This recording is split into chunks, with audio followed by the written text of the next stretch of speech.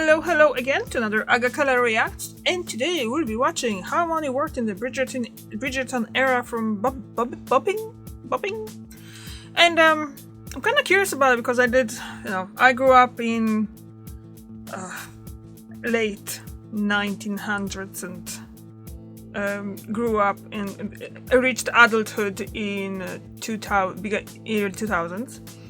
And obviously, I grew up in the times where women have their rights, and pretty much everyone knows how the money works and stuff like that. And we don't really have that much. Money works pretty much the same way for everyone. But when I was watching the show, it was a few things that was kind of like interesting to me. I think kind of look how not only the fact that, let's say, women had no rights whatsoever. They had to go through whatever and had to do whatever the men told them. So that's not the whole that's not the whole thing about this video. But basically, it is kind of interesting how the money worked back then among the nobility of England. So I'm kind of curious about it. So let's just go and see.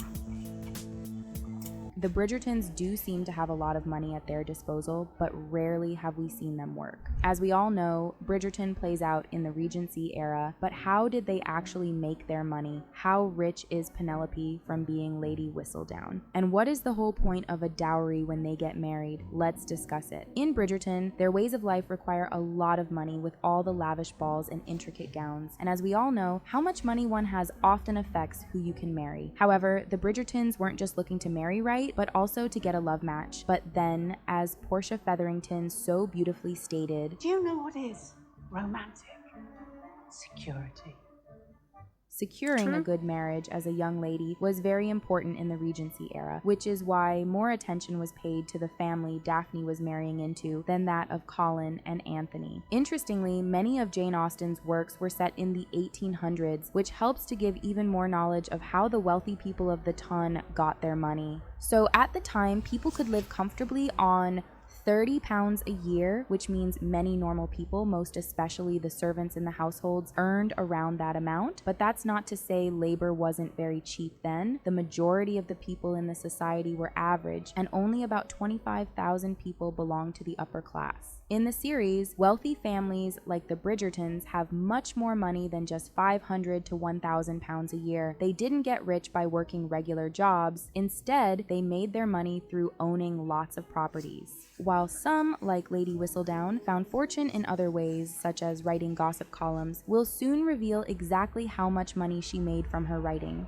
During that time, society was changing. It wasn't just about kings, nobles, and poor people anymore. Capitalism was growing. The best way to keep and grow wealth was by owning land and buildings. The Bridgertons have many properties, including houses and farmland. They make money by renting out these properties and from the crops grown on their land. They have many servants and workers to help manage everything, which keeps the money coming in. This property ownership is how they stay rich and live luxurious lives. However, one of the best ways to stay wealthy was to be born into a rich family or marry into one. That's kind of haven't really changed much now, isn't it? Doesn't cover the real historical events of that time. It skips over the uncomfortable truths about how wealth was actually gained. In both the Regency era and today, luxurious wealth often comes from exploitation or dishonesty. Many wealthy families in the 18th and early 19th centuries made their money through the slave trade, even though it was banned in England in 1807 before the events of Bridgerton. But with Bridgerton being more of a fantasy than reality, the family's land was their major source of income, which allowed them to throw lavish parties and afford luxurious items without going broke. The show focuses on the social season, but outside of this season, the characters do other things. For example, Colin travels to different cities and the family returns to the countryside. There, their large estates produce crops that help sustain their wealth, something we saw Anthony discussing in season 2.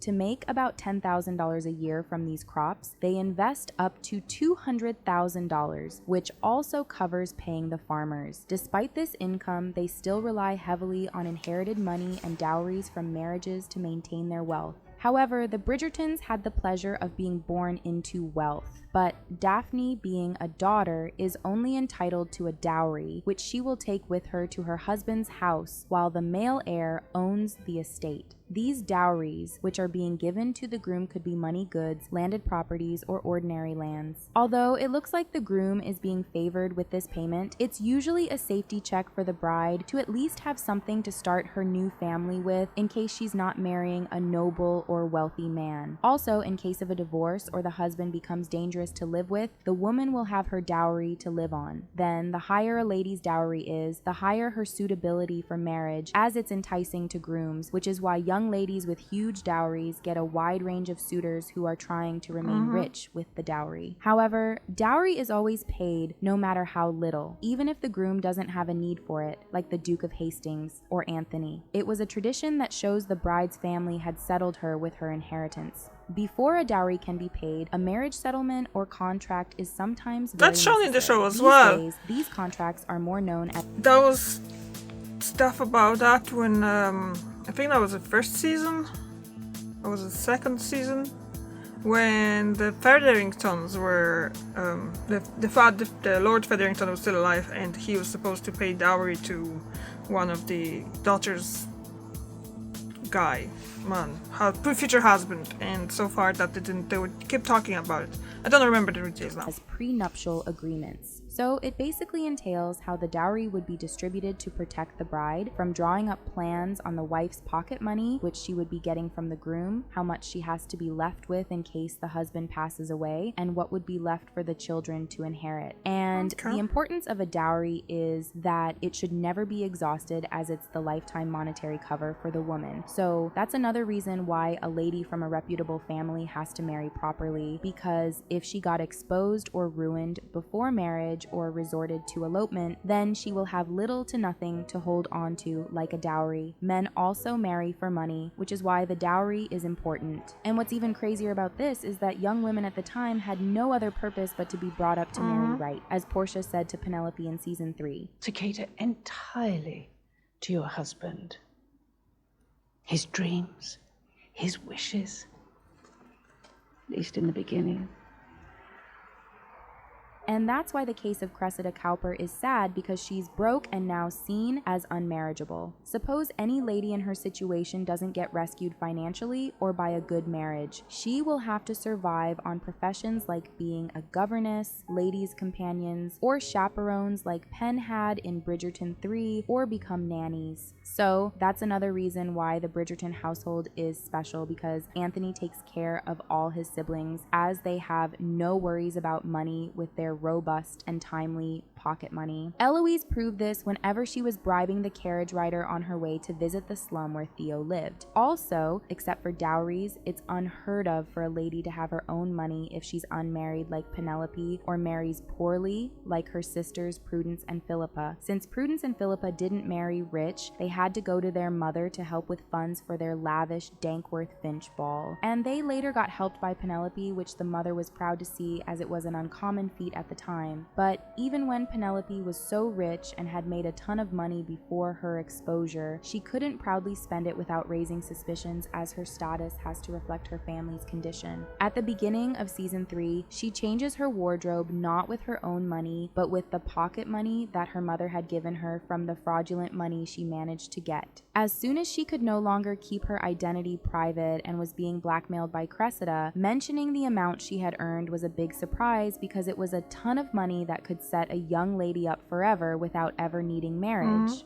I can pay her. You have made that higher sum. Slightly more, if we're being honest.